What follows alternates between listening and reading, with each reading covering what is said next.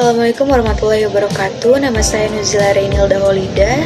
Saya mahasiswi program studi Pendidikan Guru Madrasah Ibtidaiyah Fakultas Tarbiyah dan Ilmu Keguruan dengan NIM C20220337.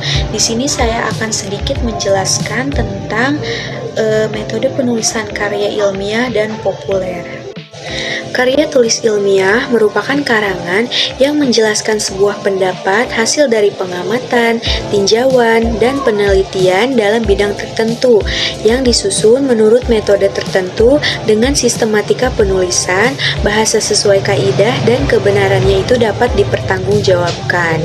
Nah, tujuan dari karya ilmiah ini adalah untuk menginformasikan kepada pembaca terkait suatu masalah beserta dengan jawabannya. Selanjutnya ada ruang lingkup. Ruang lingkup ini adalah penjelasan batasan sebuah subjek yang ada dalam suatu masalah. Batasan di sini dapat berupa faktor yang diteliti seperti halnya materi, waktu, tempat, dan lainnya. Tentunya banyak manfaat dari penulisan karya ilmiah. Nah, salah satunya itu adalah melatih dan mengembangkan keterampilan dan sebagai sarana untuk mengembangkan ilmu pengetahuan, teknologi, dan seni dengan berdasarkan metode yang sistematis, metodologis, dan konsisten. Baik, selanjutnya ada tahapan dalam penulisan karya ilmiah. Tahapan dari penulisan karya ilmiah tersebut tentunya yang pertama adalah persiapan. Kita harus mempersiapkan segala sesuatu yang dibutuhkan untuk membuat atau menulis karya ilmiah tersebut. Kemudian setelah itu kita harus mengumpulkan informasi dari berbagai sumber.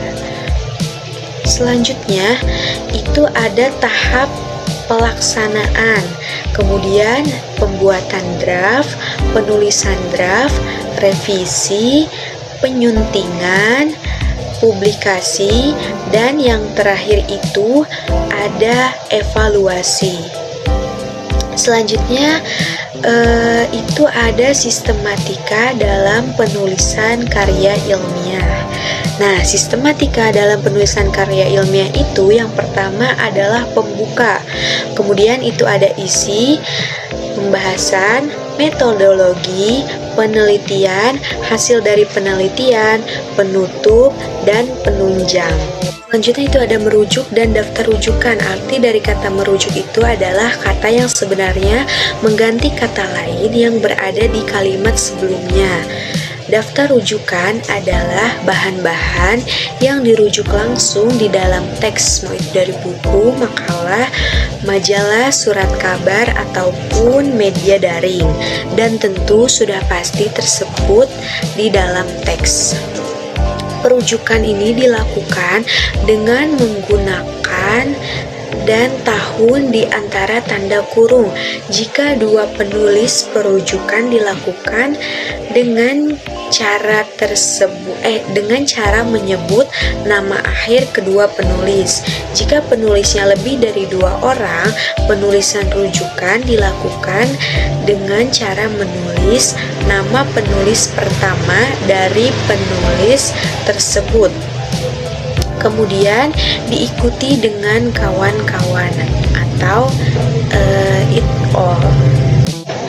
Karya ilmiah populer adalah karya tulis yang dibuat dengan menggunakan standar kaidah ilmiah. Hanya saja karya ilmiah populer ini menggunakan bahasa yang lebih santai dan cenderung tidak kaku, sehingga pembacanya itu dapat sangat mudah memahami bacaan tersebut. Bentuk tulisan karya ilmiah populer ini contohnya itu ada dalam bentuk paper, artikel, esai, dan future. Berdasarkan bahasanya, contoh karya ilmiah populer dalam bentuk artikel itu lebih menggunakan bahasa jurnalistik.